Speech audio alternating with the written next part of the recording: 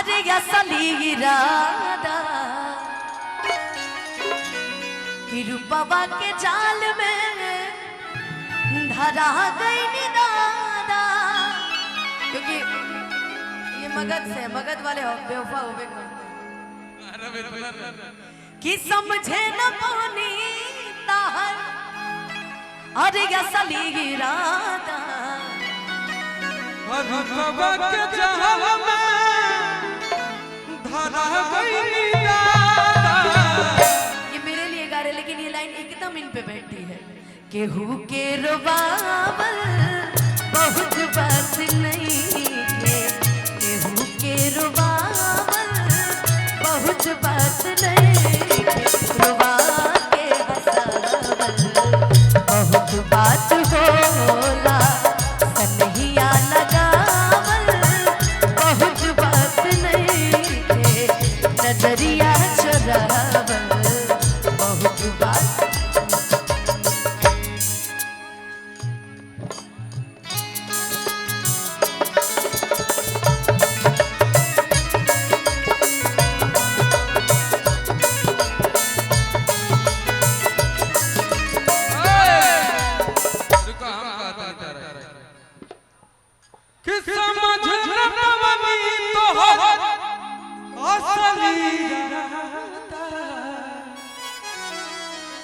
कि रूपवा के जाल में धरा गई दादा। केहू के रुबावल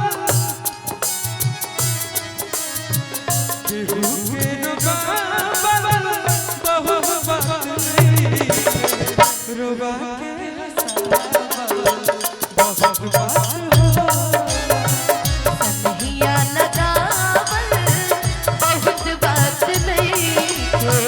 नजरिया चुरावल बहुत बात होला। दिले दे दो।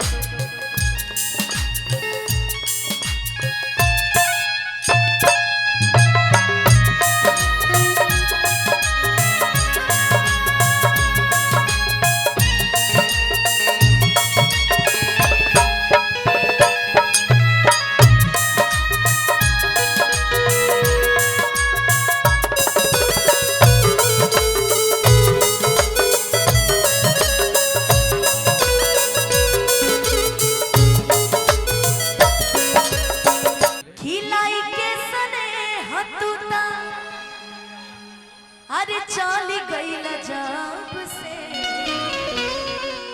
सूरज के घाम हमता देखनी न तब से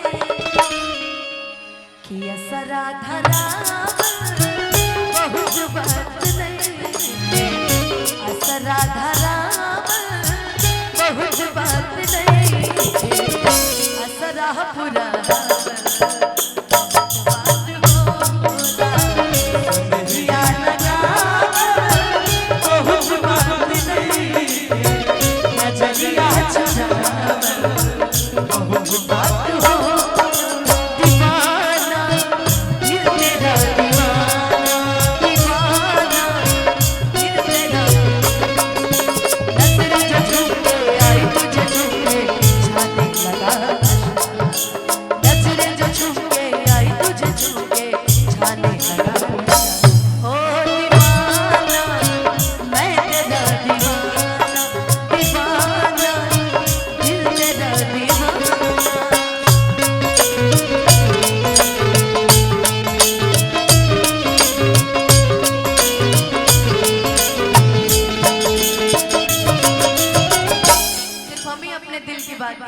ये कुछ नहीं बोलेंगे अपने दिल की बात।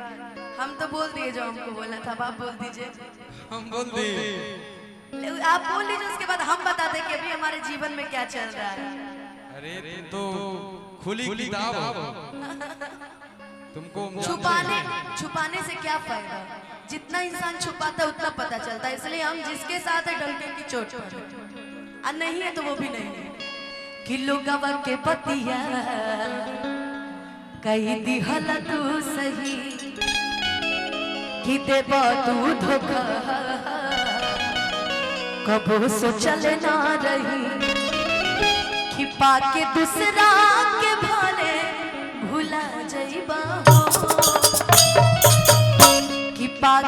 दूसरा के भले भुला जइबा हो आँख से आँख रमना मिला वइबा हो आँख से आँख रमना मिला वइबा हो लोगवा के बतिया कैली हला तू सही रे बाबू धोखा अब सोचले ना रहे बाकी दूसरा के भले भुला जइबा हो बाकी दूसरा के भले भुला जइबा हो आँख से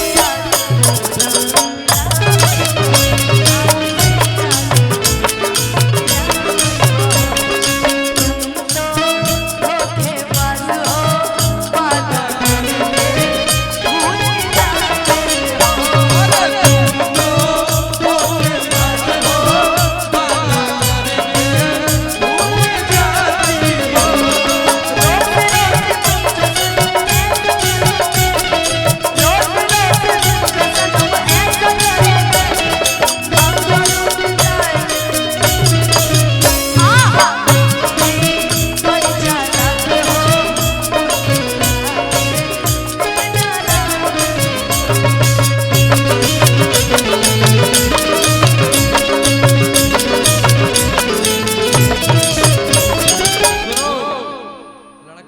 धोखेबाज का हो धोखेबाज होता है लड़का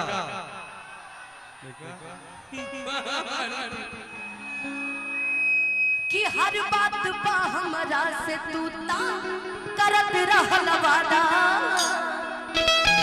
आ सच कहला कम हमसे झूठ बोलल जादा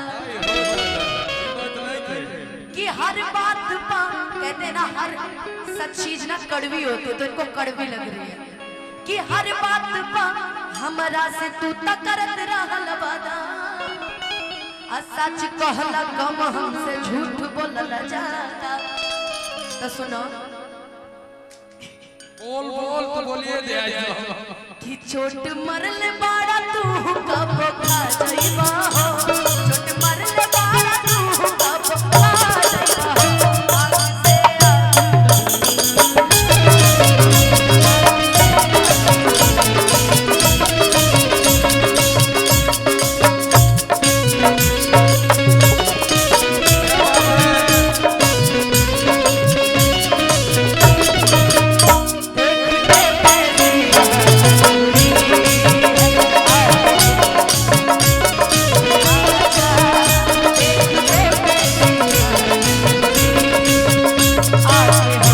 आके हमको गले से लगा जा आके हमको गले से लगा जा तुझसे मिलने की चाह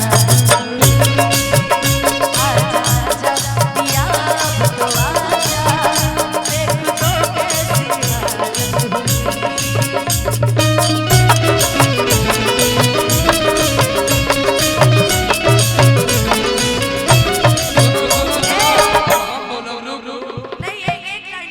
सच बात है समझ लीजिए कि टिक बना कहीं तू जदी हाल रही ऐसा हर के हूँ मिली ना अनुपमा के जैसा कि टिक बना कहीं तू जदी हाल रही ऐसा हर के हूँ मिली ना अनुपमा के जैसा ये अपना दिल के फीलिंग्स को हाथ दिया हमारा पर एको बात सेट रखे इन्हीं के ऊपर है कि हमारे जान के दोनों कि हमारे जान के दोनों सोहरत तू पा जाइबा हो कि हमारे जान के दोनों सोहरत तू पा जाइबा हो आँख से